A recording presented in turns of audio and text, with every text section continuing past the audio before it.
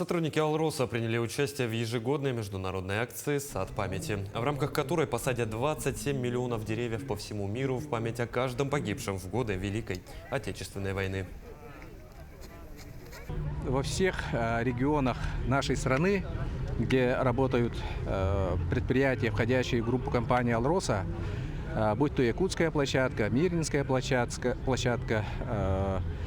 несмотря на непрерывность производственного цикла, работники вышли на акцию «Сад памяти». Я уверен в том, что каждый из нас чувствует чувство гордости за то, что хоть какая-то частичка нашего труда поможет экологии нашего города. Алроса с почтением относится к таким акциям, понимая их важность. Это не только дань памяти ветеранам, но и забота о будущих поколениях. Жить в зеленом городе – это лучшая инвестиция.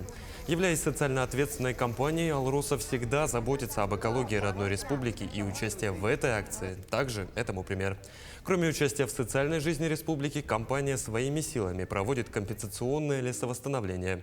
В этом году Алроса посадит 470 тысяч сеянцев сосны на территориях общей площадью в 235 гектаров. Кроме этого, компания проводит комплексные исследования воздействия лесных пожаров на экосистему республики.